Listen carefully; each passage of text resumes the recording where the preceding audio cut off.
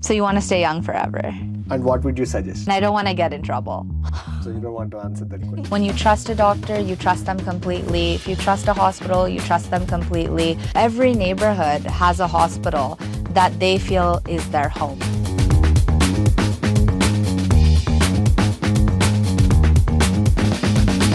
Hello, welcome to Doctors on Doctors, a podcast by Bangalore hospitals.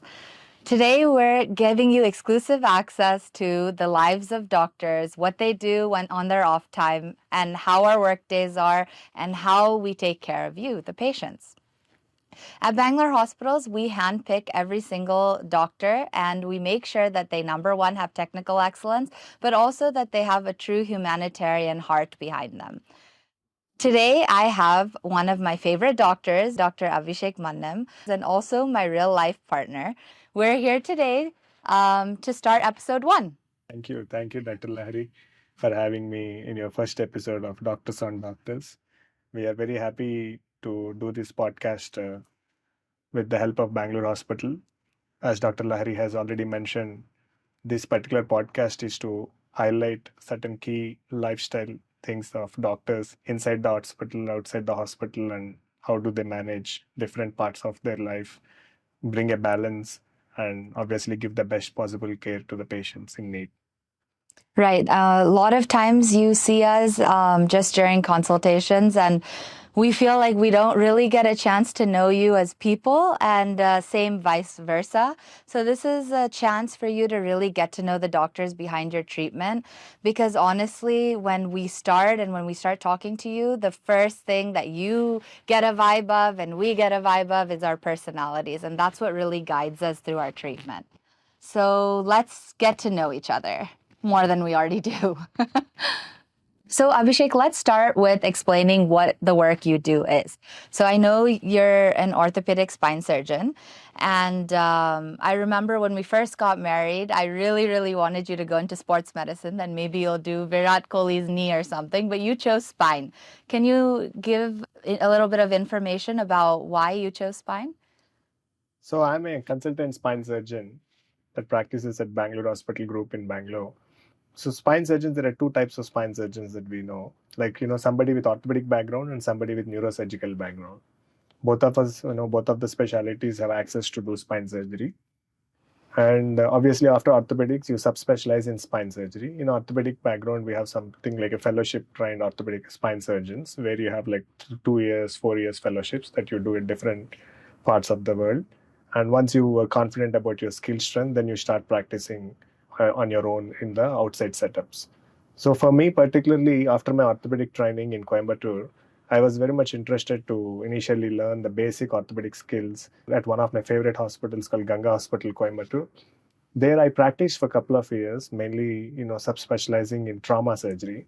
So always my boss used to tell me in the past that when you have your basics correct, then you can always try and do the very high-end stuff like spine surgery and all, because orthopedics is both mostly a kind of a very refined carpentry work, I would say. You need to know the biomechanics of every bone that you're dealing with. So in the same way, like you shove a lot of screws in, shove a lot of nails inside the bones. If you don't really have that fine carpentry skills, then it is always difficult. So from that moment, I decided that first do a lot of trauma surgeries, which will help in improving my skills, and then follow my passion, which is the spine surgery. The passion for spine surgery started for me during my post-graduation time in Coimbatore. I was attending a lot of spine cases along with my professors at that time. And one thing is I like to spend a lot of my time in the operating room. So I used to find the case that goes the longest and wash in for those cases, help them, assist them. Oh, I was the opposite of that. Yeah. I literally picked the short ones. But, I feel like, good when I used to come out of the operating rooms after 8 p.m., 9 p.m., rather than, go out of the operating rooms much quickly. So that's probably the reason I started attending the spine surgery cases. And once I started to do that, it was very much, comfortable for me how the surgery was going. Like initially it was completely like black and white. It was not so clear on what we are actually doing. But as you spend more and more and more time, initially during the post-graduation period. Then I started to understand that spine surgery is something that requires a lot of skill Yeah. and a lot of dedication and a lot of focus and concentration. Yeah. So following these things, and obviously these are very long surgeries, and then once we started to come out of the surgery, then the patient started to feel really better the next day. They're relieved of their pain, they're relieved of their numbness in the legs, and those things happened very quickly. And the kind of satisfaction you have when you go for the rounds on the next day, it is really nice, good feeling that I used to have. So that's where I think the passion for spine surgery has started. Starting to like the surgeries which requires more focus, more attention, More technically technically demanding. demanding, and selecting the right people and having to feel the result right after. Yeah. And I think that is the most satisfactory feeling that I used to have. That's where it started off. And from there, as I told you, I did my trauma fellowship initially to basically improve my fine skills. And once I'm done with my trauma, I switched to spine, which is my passion. And I pursued it, and I'm today being practicing as a spine surgeon. Yeah, and he got to tour the world doing all his fellowships while I was at home pregnant during COVID time. But why don't you tell everyone about what your training abroad was like? So I continued by pursuing it. First spine fellowship from Indian Spine Injury Center, New Delhi. It is one of the premier institutes in the country where we used to operate at least 4 to 5 cases on every single day. And I was mentored by Dr. Harvinder Singh Chabra, who is one of the foremost spinal surgeons in this country. And in his team, I used to work, and we also used to have other consultants who used to be part of his team. And gladly, I had a chance to exposed to a huge volumes of cases, especially spinal surgery. I learned everything there, I would say, without any doubt, because the kind of volumes bring expertise. That is the model for the training, and that is very important. You do more number of cases during your training phase, and then you get exposed to a lot of different types of complications, different types of difficult situations. How do you handle them? And under the guidance of my bosses, it used to be a nice journey. But it used to be very, I used to enjoy that hectic lifestyle of during the fellowship programs. And I always tell most of my younger colleagues that, you have to work hard during the fellowship and training programs, because those are the places where you give your heart in. That will be your base. And on top of it, everything, whatever is adding is just icing on the cake. The foundation will be strong if you do a lot of cases during your fellowships, during your training time, which will help you, get exposed to, wide range of array of cases that you can, wide range of problems that you can see. Yeah, during that time, I was in my general surgery training, and I used to come Saturday nights, and there would still be patients. He'd still be seeing patients, like literally on a line outside of the office, and I would just look at him and be like, no, I have this literally, 24, 36-hour window, and so I used to just wait outside for him to come out. So we made it work somehow, honestly, with no time put together. Then you went to Hong Kong. Yeah, see, the other point here is, doctors have to go through a lot of, initial tough phase during their training. It is a part and parcel of our life. And I don't think we should be, feeling that we actually worked hard. In fact, I feel great that we did that work. And now that gives us the comfort zone when we are operating on complex cases today. Your confidence will be pretty high when you're doing such kind of work. When you're not exposed to good volumes during your training, your confidence will be low, and you start to depend on your colleagues a lot. And obviously, that's not a good sign when you're starting your private practice, when you're out in the middle of the ocean, where there is huge competition between, different hospitals and stuff. So your confidence has to be good. You have to have a good skill strength. So what Dr. Lahiri was telling, we were seeing patients till 4 a.m., 5 a.m. in the mornings. And it's good, and the next day we are back at 8. Obviously the sleep time is less. But body is to manage it. And I think it's a good way that when you have a good determination, when you have that focus and concentration, I think the bodily tiredness comes secondary for most of the spinal surgeons, or in fact surgeries like neurosurgery, transplant surgeons, plastic surgeons. They do a lot of onco work and onco reconstructive work. Right. How they do surgeries for 12 hours. And transplant surgeons operate for 6 to 12 hours minimum, either a renal transplant, liver transplant, heart, lung. These are long procedures, and obviously we take short breaks in between them. But it is always good to have the determination, and we have a right mindset to give the best to the patient, then none of these things come in between. Yeah, I have a lot of friends in US because I was born and brought up in US and studied there. But when I talk to them, it's so different because here, we don't actually have certain regulations in terms of how many hours the doctors work and how many patients. In US, they even have a cap on how many patients one resident can see. So, I won't say it's easier, but it's definitely different. I mean, I have literally fallen asleep like for a second, like while, in one of my first years a long time ago, because of the tough working hours, but I think it really toughens you up. And when you've got the passion, you actually love to do it. I mean, I wouldn't give back my training days, actually. It was crazy. And there are times when you hate it, but that push really shows you like what you're made of, I think. Yeah. And also the type of people you're surrounded with. Yeah. If you're surrounded with a like-minded people who Yeah. are working equally hard, then you will forget about the time Yeah. factor. Time is just a number, I feel. Yeah. The days keep going, Right. and the patients keep getting better, and overall, it's going to be a great experience. Yeah. For all the medical students and younger people, juniors who are still training now, you got to just hang in there. You're going to get to the end of it. Yeah. And yeah. And obviously, if you do your work perfectly, everywhere you will be appreciated in the long run. Yeah. And you will not just be appreciated by your bosses, you will self-appreciate yourself at some point of time. And you will have that commitment that is being carried. What you learn at the base is something that you carry for your lifetime, and that is a very important factor. Right. And bosses also, we've got to, I'm sure you've had some tough bosses in your career. I've had a lot of tough bosses myself, but what I really do is I take what they're great at and really like suck out that knowledge from them. And, I just don't care about the other stuff because ultimately when you're practicing on your own, the voice in your head is definitely going to be your boss where they're like, hey, you know what I mean, right? When they do that while you're operating. Yes, they're trying us to make us look perfect at every aspect of what we are doing. Right. Generally when we want to operate, when you're operating the early phases, especially during your post-graduation phase, you're handheld by most of the surgeons. Those people we can never forget in our life. Right. It is like they were literally holding the knife, needle holder and showing us how to suture. It is a learning and teaching experiences, that is something that I can never forget. And once it becomes a habit, then we should be grateful to them in a long run. Definitely, yeah. Speaking of all the operating, I've never been in surgery with you actually, even though I really want to. What's your OT like? See, actually, I never want plastic surgeons to be in my operating room.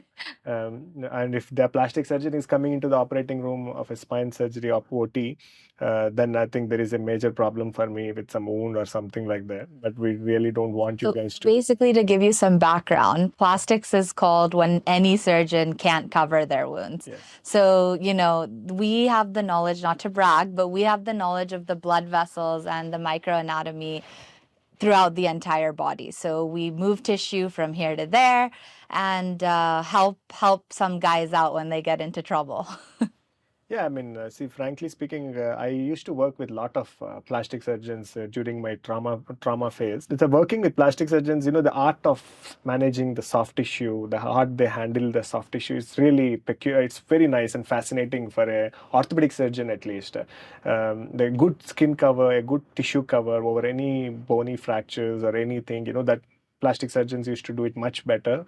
And I still, even today, for any open injuries that we get at Bangalore Hospital, we have a team-based approach. So we always involve plastic surgeons, Dr. Lahari, and we have another plastic surgeon, Dr. Manjunath. So they both always come even in the middle of the night, try to do the initial debridements, and we try to put in external fixators or primary fixations, and based on that, they always take it up for flaps at the later date. So eventually, plastics and orthopedics is a good marriage. Yeah. And it has been proven correct in many places across the globe. And I think, our marriage is also as good as that, because she's a plastic and I had orthopedic trauma initially. So I also do trauma calls at Bangalore Hospital 3 times in a week. So whenever there is any open injury case comes, we both go together. The only problem is we have to leave our daughter alone with some maids, and that's the only concern we have. Otherwise, it's a great experience to work work together with you. So, but Coming to how do you keep your OT? Like the music, the staff? Do you keep your instruments arranged? Does it have to be pin drop silent? I had a boss that literally pin drop silence. I like music. I love music, but not when I'm operating. Somehow I didn't develop that habit of, having music while operating. Some surgeons do play good suprabhatams when we started off early in the mornings. Some people play good Bollywood music. Some play different types of, music in different parts of the day. Depends on the time of the day at which they are in. But particularly if you ask me, I'm not a huge fan of music inside the operating room. I want to keep it as less noise as possible. I keep a one ear is always on the anesthesia monitor. Yeah. If anything abnormal is swinging, I always try to look at that side. Obviously, we have one or two anesthetists always there next to the patient, making sure that there will not be any problem. But still, I prefer it to be little calm, and I don't want any too much of barging in and barging out. That's one very clear statement I make it to my OR manager, because that's kind of disturbance. You are in a high environment zone, Yeah. very high. Yeah. Your focus has to be good. I actually like I mean, this may sound creepy, but I like that sound of the monitors. Even in the ICU, that beep, beep, beep, it kind of makes me feel like very calm and relaxed. How do you feel when, as orthopedic surgeons or, any other department surgeons for that matter, if we call you for, helping us with closing the wounds or closing the defects that we make? So do you really feel like you're saving us, or do you really feel bad for how bad we have done that? Or is it because, sometimes it is not in our hands also to give a proper closure. Sometimes wounds give up due to diabetes, poor immunity and all those things. Sometimes wounds do not heal like how we want. But, how do you feel when you encounter such kind of situations, especially operated elsewhere and coming to us? Yeah, so there's a few things, like when you guys do call us, if it's orthopedics, it's not really in your hands for the most part. But most of the time, they're bad traumas, open injuries where you can't do anything. We have to come. I know when I was in Basavatarkam in Hyderabad, we used to do a lot of onco reconstructions. We have to wait until, they take the tumor out, then they have to send it to pathology or frozen section. And then after that comes negative, then only we can start. And once we start, it's not a fast thing. We have to sit under the microscope. We have to do all the anastomoses and finish. So that used to be the difficult part of onco reconstruction. But then actually doing the flap and, seeing that tissue from the thigh move to the defect in the mouth and watching the tissue come alive again when our anastomosis works, that feels amazing. That I feel is like honestly close to godliness, So what we do is we take in certain cases we take skin and subcutaneous tissue from the thigh, and once the tumor in the mouth comes out, there's nothing that can cover it. You need tissue from somewhere, and you've got to take it from a distant place. So when we take that, we take the blood supply, the artery, the veins, and sometimes the nerves, and then we attach it to the artery vein here in the neck. And once we attach it, if we attach it properly, then the blood starts flowing, and then the tissue comes alive again. So it's really rewarding. Being a plastic surgeon, do you feel that you disappoint a lot of your friends and family by not committing to the time that you say? Does that happen very often in your life? Yes. And how do you react to those kind of situations? Like, do you feel that, does it affect you in any way mentally or in your performance on the surgeries? Do you feel that difference comes? No, because, it's not like I'm being told to go and do the laundry, which, I hate. But, surgery is something that I love to do. So I like having these kind of problems. I treat them like puzzles, and I like to find the solution. And it always feels good when like a spine surgeon is saying that, hey, we need you. And makes you feel like, you're the best surgical specialty. Yeah, obviously, plastic surgery has been one of the topmost surgical specialties chosen by most young surgeons, and I think it has got a very bright future with all the cosmetic and aesthetic advancements that are happening. I think most people are, opting for plastic surgeries wherever required. So at Bangalore Hospital, like what kind of surgeries do you perform with regards to plastic, reconstructive, and aesthetic? What is your team, and what kind of surgeries do you perform? So it's me and Dr. Manjunath. Both of us are together. We're a team because we have to handle 2 hospitals. So we need that manpower. And that's a way to help us with our scheduling also, so that we're always available if somebody needs us. We do our aesthetic cases scheduled early morning. We start at 9 o'clock. Patient is already in the OT. We do all sorts of cases like rhinoplasty, breast augmentation, post breast cancer reconstructions, hand surgery. We take care of burns and burn sequelae like contractures. We do all sorts of trauma, machine injuries for the hand. We do craniofacial with their facial fractures. We put in implants and fix the fractures. We do brachial plexus cases when they come. Usually we get brachial plexus when it's, been a few months. So those are almost 8-hour to 10-hour surgeries. And we have to watch them for a year almost to look for any responses. You Yeah. guys block the OT for the entire day when you're doing Yeah. brachial plexus surgery. It's Yeah. interesting.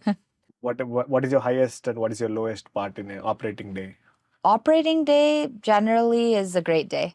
A day with the full OT is always a great day. Being part of the administration is tough because, we keep having to deal with those issues at the same time. But generally, when I have cases, I ask the office not to bother me, and we're just in surgeon mode the entire time.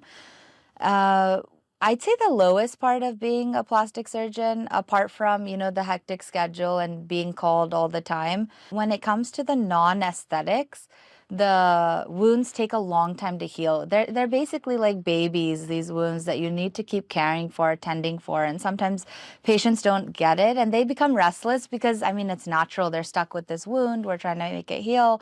So when the patient starts getting frustrated, we're pretty tuned to like, okay, now he's getting irritated or he's getting restless. And so that would be the most difficult part, is like kind of helping the patient through that.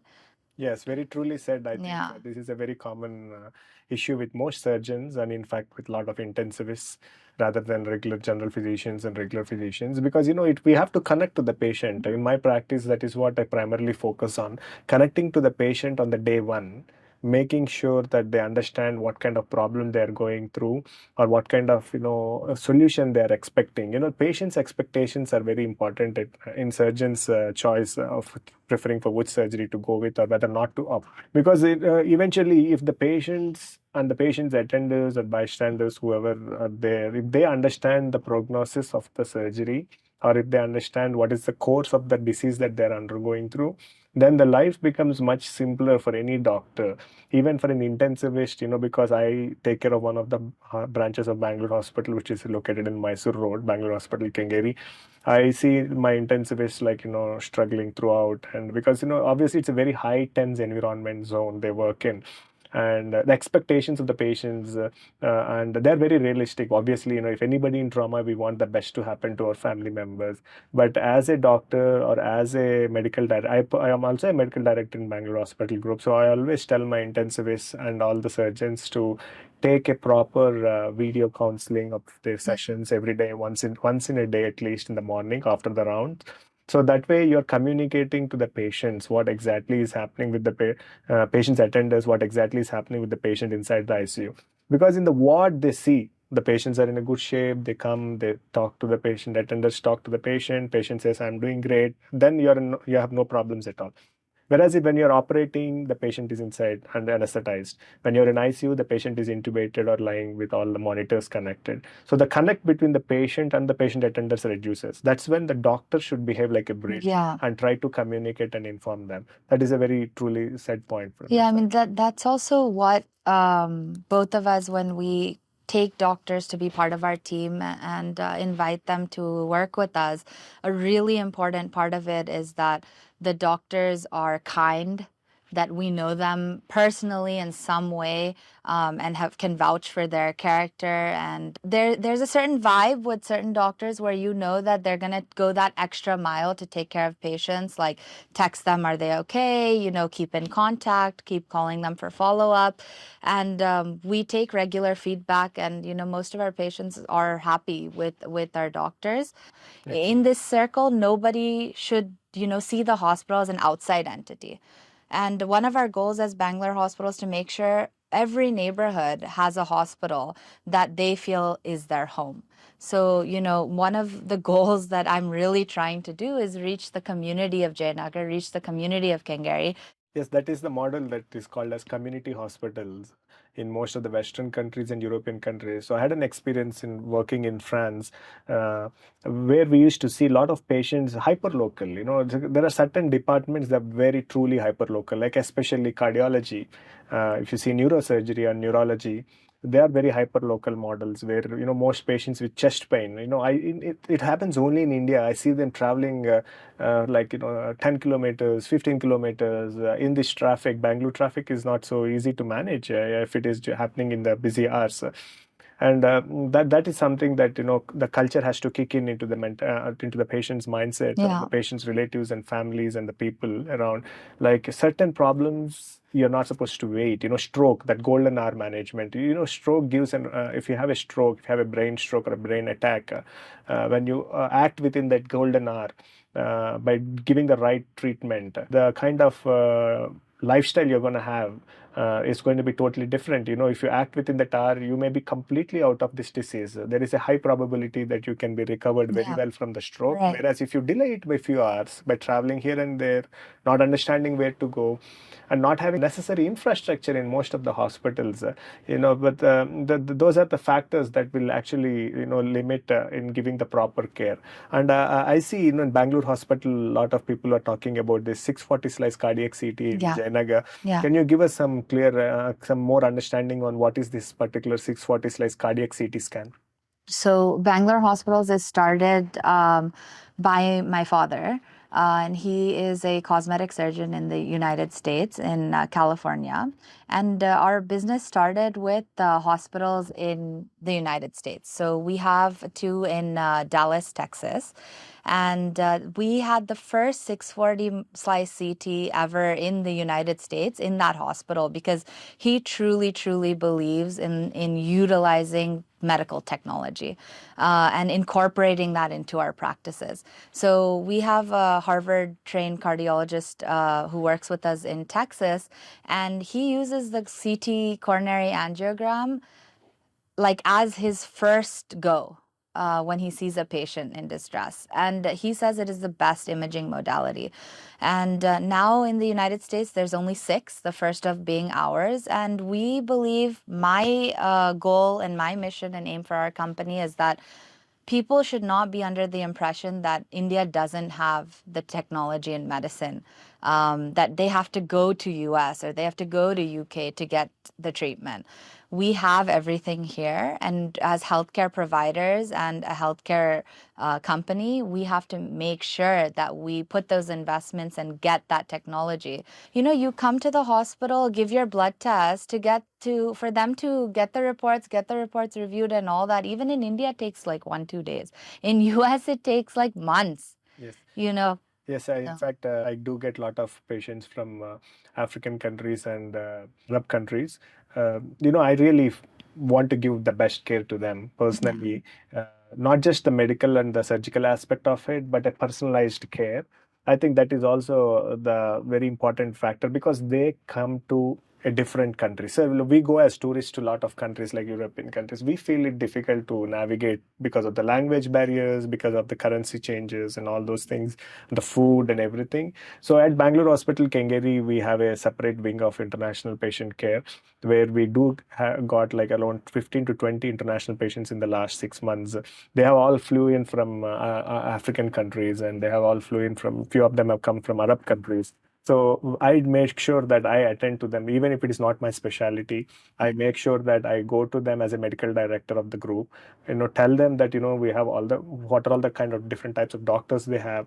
I go through the files personally, see what are the doctors' involvement has required, make sure they get it, because they have to be confident with the system. If they're coming from outside, we need to be even giving more and making sure that they go leave this country in all good health and happiness. Yeah. So I get a lot of friends and family from the US who come here, and first they come just to kind of see what we're up to here and why I've moved to India and do their investigative work. But once they come, they're also like, oh my God, like this echo, CT coronary angiogram, treadmill test, cardiologist opinion, physician opinion, general health checkup, lab test, everything I do it within 2 hours maximum. Even get the doctor to read your report and send you on your flight. So now I've done that for almost 50, 60 people from US, because I have, she was my dad's secretary, and she passed away recently. She used to take me to school and all that. And she got her biopsy she had some bleeding, and she got her biopsy. Her test came positive for cervical cancer, which they saw like almost 2 months later. They found out that it was cervical cancer. And then she goes for the checkup. Then they do the metastatic workup and find that her lungs are involved, and it's too late. I think the 640 slice Yeah. CT scanners and a very high potential 3 Tesla and 5 Tesla MRIs. In fact, I was in Shanghai a couple of weeks ago. I have seen a 5 Tesla MRI, which is like, I think it hasn't been launched in India yet, but very soon I'm sure we are going to see that in Bangalore hospitals, Dr. Lahiri. Yeah. Because you believe in technology. I do believe in technology. And for example, the 640 slice CT, it is such a special machine, and it's very hard for us to kind of convince the public of this, I think, because they, in India, there's this culture of word of mouth, and when you trust a doctor, you trust them completely. If you trust a hospital, you trust them completely. Things have gotten a little skewed where I feel like, I have been working in India. I studied here. I've been here since 2009. So I know the system from the ground up in terms of medicine. And the problem here is that somewhere along the way, we've gotten confused with what does luxury really mean in healthcare. Luxury is not wallpaper or a good view, the taste of the coffee and teas. Well, all of that is very important because, you want to be comfortable and all that. But according to me, luxury in healthcare means the best medical equipment. When something is wrong, you should have 2, 3 nurses outside ready to come in. A doctor should always be on the wards. Intensivists and ICU specialists should always be in the ICU. As soon as you get the scan done, a radiologist should be there to say, like, you're okay, you're not okay. Minimum that clarity they give you, and you go home. So our 640 scan CT machine is really one of a kind. I can't stress this enough for people. And I know it's a bit difficult for people to understand. And, we do, to be honest, face challenges on trying to go directly to the patient and convince them, like, look, this is for your own good. What does the slice mean actually? So there's like one single slice, 3 slice, 32 slice, 160 slice, and ours is 640. So there's a huge jump from 160 to 640. And what that means is the higher the number, the faster the machine, the faster the rotation speed. How does that matter? The faster the rotation speed, the faster the scanning time, which means that's the time you're actually sitting in that machine getting fried. And there are a lot of centers that are doing preventative radiology imaging and frying you for radiation. You're trying to prevent one thing by going into the CT, and now you're subjecting yourself to so much risk. Yes, that is also a very important point Yeah. that you have mentioned, low dose radiation. Being said that, low dose radiation has become a very common problem. It's just not for the patient, even for surgeons like us, especially spine surgeons and orthopedic surgeons. We do get exposed to a lot of radiation while we are operating long construct fixations in the spine, or even in a complex orthopedic surgeries, we get exposed to a lot of radiation for a prolonged time, and not just them, cardiologists. Cardiologists, they're exposed to a lot of radiation in cath lab. Give me some insights on how you are trying to help the doctors, like the cardiologists or the orthopedic surgeons or the spine surgeons for that matter. Are you bringing in something new for the surgeons or the cardiologists or the new cath labs that has low dose radiation? Do you have anything of such things in your mind? Yes, 100%. So we actually have our director of cardiac services is Dr. C.N. Manjunath, and he has been with us from the beginning on how to, make sure that the cardiology's entire service line is completely safe, not only for the patient, but for the doctor too. We have the newest cath lab. We have completely redone it. And it is a beautiful, beautiful machine. Yeah, I And keep seeing the boards. Azurian, yeah. So Dr. C.N. Manjunath sir is a visionary cardiologist, and gladly he has become a member of parliament. He is an honorable member of parliament, Bangalore Rural, and we are very happy to be working along with sir under his guidance and under his leadership. I think Department of Cardiac Sciences in Yes, Bangalore sir. Hospital is trying to have a totally different outlook and perspective, and his concepts on affordable healthcare, affordable cardiac care models, those are really impressive models. And I Yeah. think with sir's guidance and mentorship, you should be achieving much better heights very soon with the Department of Cardiac Sciences in Bangalore Hospital. Yeah, Sarah always actually says that we've got to follow a certain Robin Hood mentality, which means that, there are people who truly are below poverty line. And just because I'm a private hospital, I really don't turn anybody away unless they really, they themselves are too scared to come into a corporate hospital and they go. I don't turn anybody away. I remember there was a few weeks or months ago, there was a child who had a seizure. And she came, her father was an auto driver, and they came to the hospital because she had the seizure nearby. So they were smart enough to come immediately in. We had given the initial treatment and all the neurologist has seen. And so that's the kind of care we're giving. So we are also, like I said, the cath lab is very fast imaging, very accurate. It reduces the amount of times you have to do redo imaging. And I'm sure people, if you're, whoever's watching, if you have parents or grandparents who have undergone a invasive coronary angiogram in the cath lab, so they take a long time sometimes because they're still trying to get the image. And that entire time they're in there, they're getting shot with radiation. So we try to minimize that by getting the best equipment and the best imaging. Same with our 640 slice CT. For example, it takes a cardiac image in 3 seconds, which is unheard of. If you ask somebody in the age group who are now, worried about their heart health with all these sudden cardiac deaths, even my friends in their 40s are getting this done because it is as safe as a yearly mammogram. It has the same radiation level as a mammogram. The idea behind it is it's so fast, you don't need to slow the heart to get a proper picture of it. For example, if you're trying to take a picture of a jumping bunny, you're going to get some motion artifact, which means that, you're going to see that blur on a moving picture. So what people do outside is they give medicine. If you go to any other center, they give medicine to slow the heart rate down. Yeah. They slow the heart down. So now instead of the bunny like this, the heart, it's now going like this. So what does that do? Makes it easier to take a picture. And you may get a better picture when you slow the heart down. And sometimes, more than likely, they'll repeat the image, right? Because they still got some blur. I mean, you're not just trying to get a picture of the heart. You're trying to get the picture of the 360 rotation of the heart and the blood vessels inside and how much block there is inside. And that has to be quantified. So there's a lot of science to this. Right. Our machine is faster than the heartbeat. So by the time the bunny goes up and down, I've already taken the picture.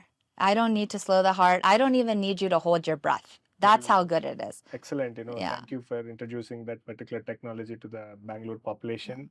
And also, coming back to the same question that I asked, thank you to our visionary CEO, Dr. Lahari, and Chairman, Dr. Krishna.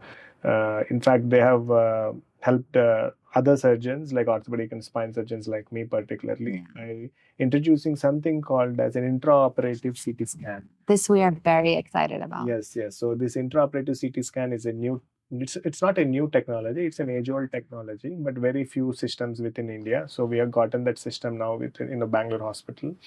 So this particular CT scan helps you while performing the complex spine surgeries or long construct fixations. You take a lot of shots when you try to radiation, the C-arm shots, which will show you the image of the bone.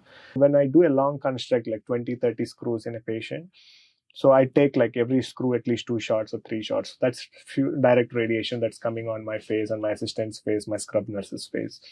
So with this intraoperative CT, what happens is we use a technology called as a intraoperative navigation technology, along with the CT. The CT machine and is like a round thing. The patient is like a table. They go and come out, and once they go in and come out of the CT scan, we get the entire full length view of the spine in all 3 dimensions. That helps all the surgeons to put in the screws much easily without any difficulties, and also the errors for misplacing the screws in difficult spines like complex scoliosis and all these things also becomes much comfortable and much accurate. The precision improves, obviously the results will improve. Again, we are extremely happy to see that in our hospital now, and we are going to use it very often going forward. Yeah. So eventually it is going to help the population, patients, whoever come and get operated under us. So I'm sure they will enjoy the benefits of this. And at the same time, for personally to me, if you think about it, radiation is one of the very common causes of cancers in doctors, and that is something very unheard of, and even patients also are not aware of. Yeah, it. they don't actually. They don't really want to talk to them about Yeah. these things. And keeping those things in mind, bringing doctors, bringing such technology where doctors are also taken care is a really great move from your side. We have a different perspective in that we know what medicine is capable of. We know what's out there, what's worth our investment, who benefits, and what may not be so worth it. I hate to bag on wallpaper. I've got it in my own home, but like it's not important, guys. The color of your room is not going to change anything. It's not. Very true. I You- think yeah. there has to be basic needs properly met. Yes. On top of it, a quality care has to be given. Yeah. So let's talk about our daughter. Yeah. She's 3 years old, and she's super feisty. And nowadays, she's started picking up in what we're doing, and she calls Abhishek Dr. Abhishek now, which is hilarious. And every time I say like, mommy's a doctor too, and she's like, no. Yeah, I think she believes that I'm the doctor. Because you make a show about it. No, not really. I think I take her to hospital along with me. Yeah. So she's seen that multiple times, and probably that's when she has been fixated. And probably once you start doing that, she will be, fixated that you will be a doctor too. But she's a great soul to be around, and she gives a lot of positive energy to both of us. And she makes our life much comfortable and easier. She doesn't really bother much, and she knows her parents are at work, and whenever we are back home, she likes to spend time with us, and we have a wonderful time like that. Yeah, she started kind of taking your phone away or my phone away and being like, "Mommy, no business."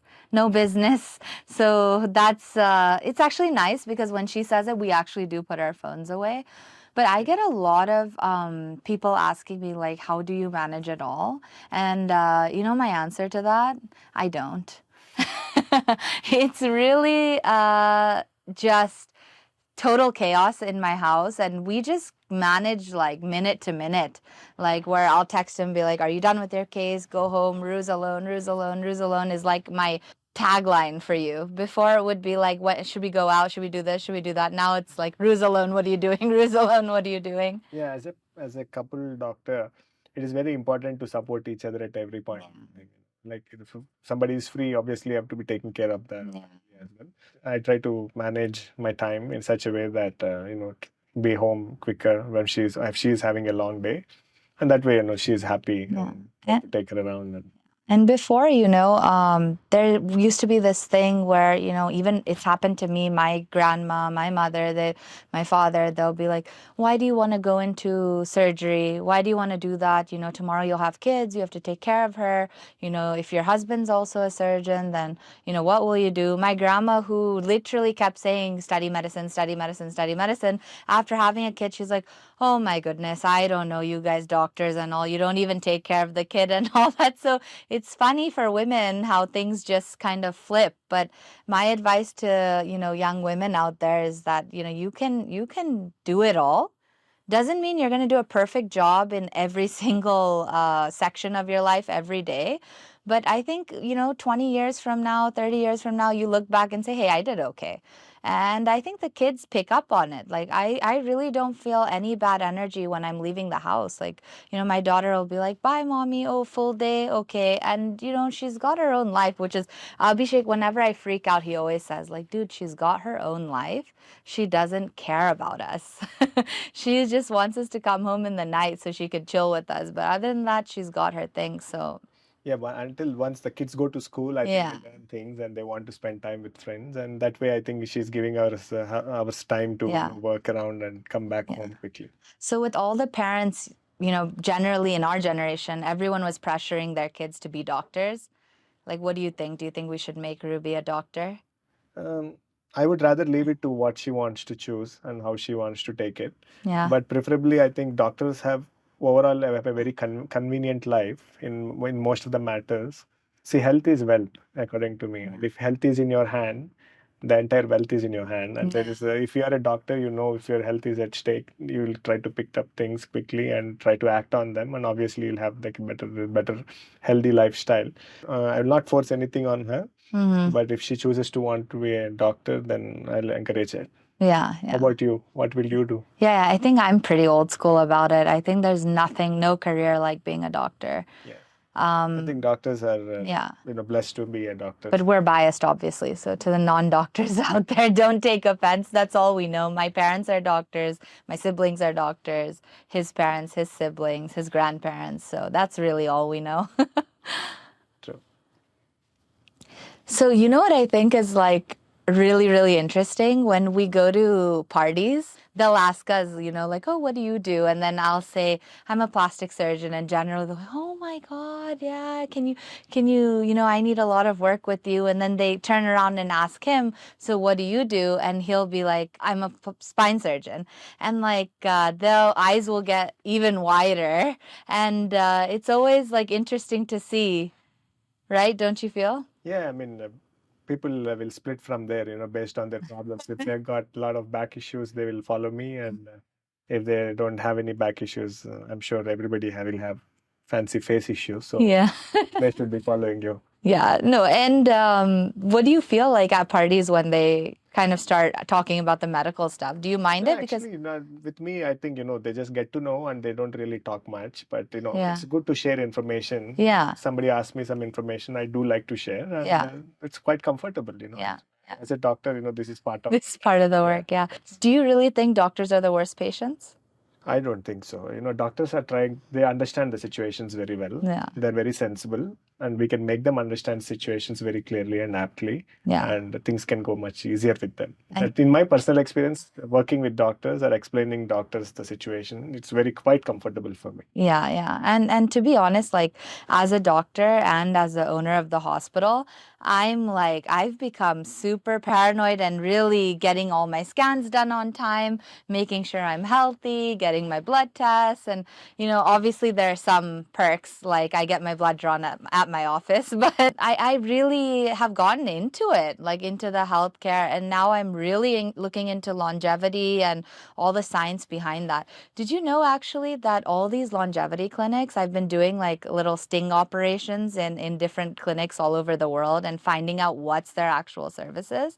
Some people are charging $150,000, and the central part of their longevity thing are a few blood tests, and then the 640, not 640, a CT angio.